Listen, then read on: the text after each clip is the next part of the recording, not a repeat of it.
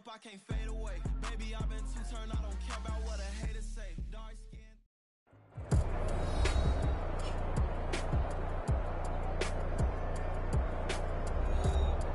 Welcome back, everyone, to Lucas Oil Stadium in downtown Indianapolis. We're on to the fourth quarter, and it's the Jaguars who currently have possession.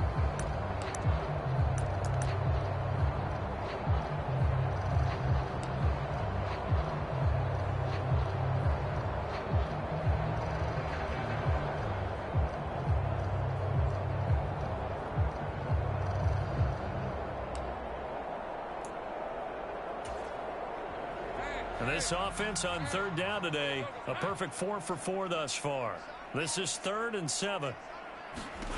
Here's Lawrence to throw. He's going to flip that out to the flat. It's complete. And they get him down about 2 yards shy of the line to gain. A third down pickup of 5.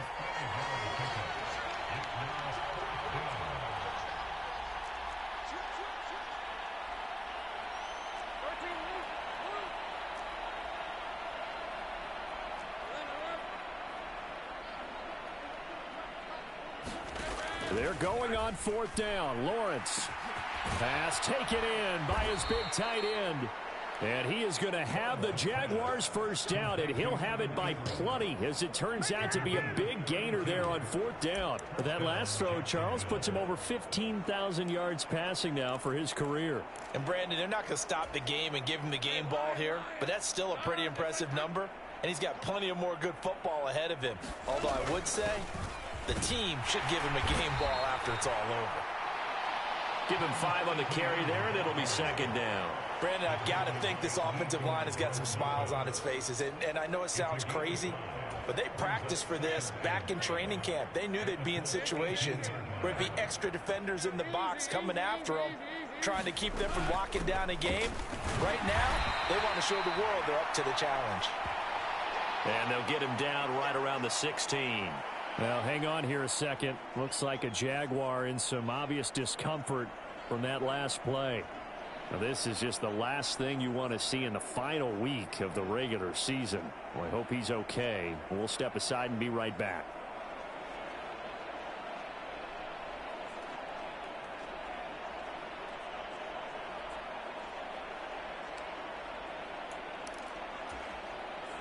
Here's the 7th play of this drive. This is 3rd and 4.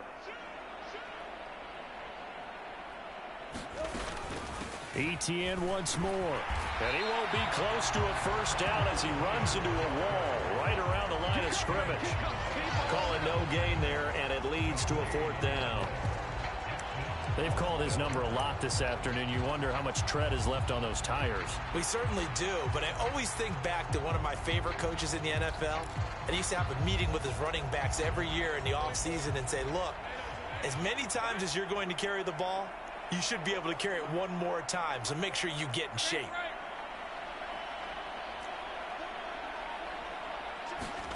And they'll try and throw for it with Lawrence. Got his man, it's caught. Touchdown, Jaguars. Jamal Agnew. 2 catches, 2 touchdowns here so far. And the Jaguars look poised to reach 17-0 as they add on to their lead. When coaches come into a game preaching total team effort, CD, I think this is the type of ball game that they're dreaming of. It was pretty apparent early on that they were clicking in all 3 phases. It's been fun to watch. Yeah, sometimes in the NFL you end up with matchups like we've been watching here. And when you go back through the early drives, you can just see that one squad was on a different level in this game. Safe to say, we have been disappointed in watching their execution throughout this contest. And he brings us out past the 20 to the 24.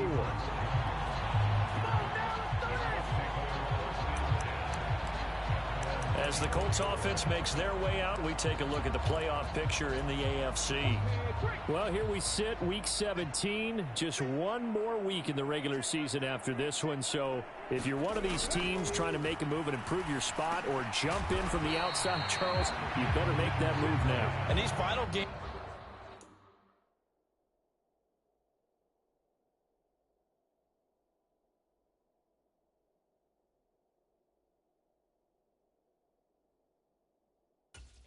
often a good barometer for all those teams fighting for position or a wild card spot. They have to be able to get the job done these last 2 weeks before things get even tougher when the playoffs officially begin. One thing I think that's safe to say defensively, the tackling's been really good. And because of that, it's been very, very hard for them to move the ball because you're not getting the benefits of run after catch. They're tackling them almost on the spot. That means you have to run extra plays, harder to move it. And getting this just shy of midfield, they'll spot it at the 49. 19 yards there on the catch and run. And with this game well in hand, perhaps we are seeing the coverage lighten up a little bit as they got burned there a bit for a first down. Well, we certainly know the coach isn't happy along the sideline because he certainly wants them to finish this one out the way they started it. He doesn't want to give up any soft completions, no late points. He wants his lead to stay right where it is. So the completion results there in 9 yards. And that'll give them a short yardage situation here for second down. And just in general, Charles, on a play like that, how tough is it for the defense to account for a running back essentially being a receiver downfield? It's very difficult, especially if the running back has skills like a receiver, and you're aware of that before the game even begins. So throughout your practice sessions, you're going to want to be aware of him.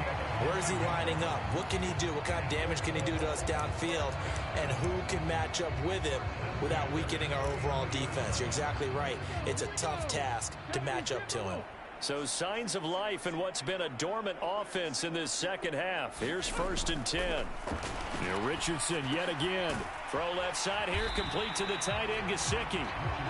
So the completion good for 6 yards, and that will bring up second down. Nice rhythm throw there on first down. He located his tight end, made a nice easy pitch and catch. Hoping he can break a tackle or two. Wasn't able to do that there, but still good yardage.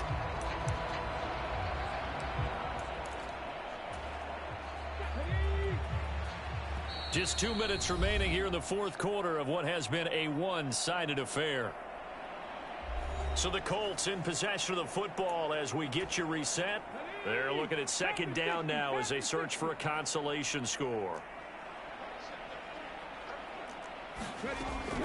On second down, it's Taylor. And that didn't fool anybody. He's going to be dropped in the backfield.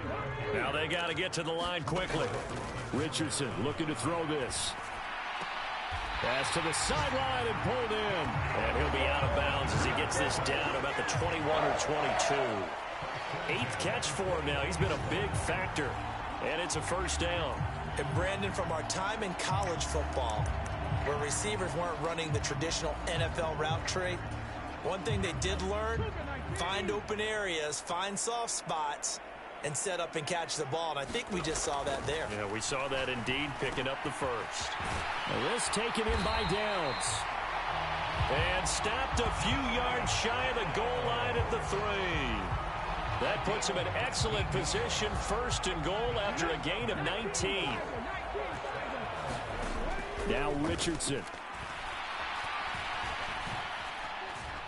And he's going to go down. Sacked back at the 13-yard line. The sack sets him back a full 10 yards there on 1st and goal. Guys with his talent in the pocket aren't supposed to be getting hit like this, and you know an intense conversation with the offensive line is going to occur after this one.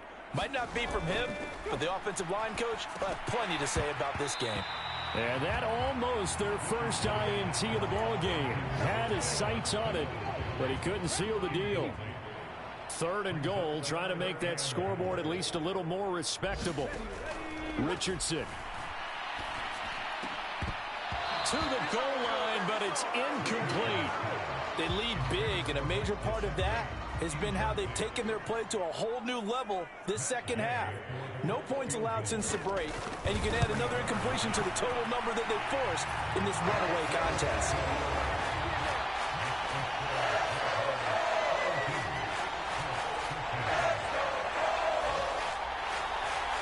Well, in the grand scheme of things, those 3 points likely not going to matter much, but I guess they get a little closer, a little more respectability. Yeah, you're exactly right. They've been outplayed all game long, but like my mom used to tell me all the time before I went out, dress up a little bit, son. Make yourself respectable. And that's what they're doing here. They're just dressing up the final score.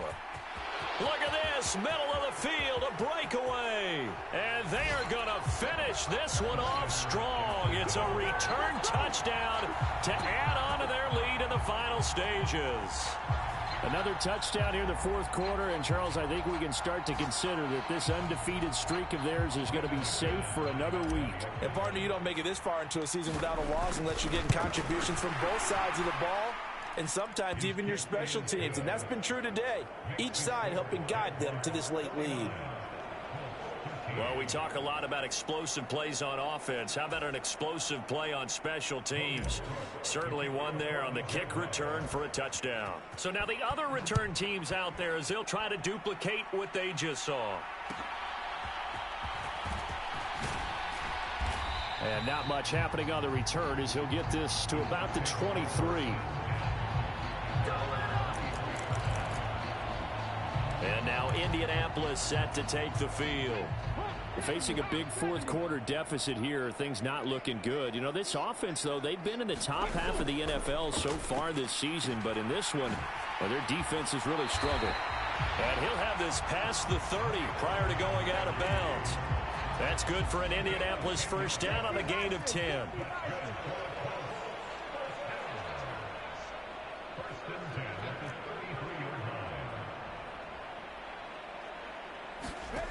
There, Richardson back to throw it. And that's going to be caught by Peoples-Jones. And he slips up past the 45 before being tackled. Give the Colts 13 yards and a first down. One last shot for Richardson. Now a short one to Gesicki. And he'll be taken down here, and that is how this one is going to come to an end. So this will be a win for Jacksonville. And you look back over the score sheet, interesting. A very clean game, no turnovers by either side. An absolute rarity when we watch games now because defenses have put such an emphasis on taking the ball away.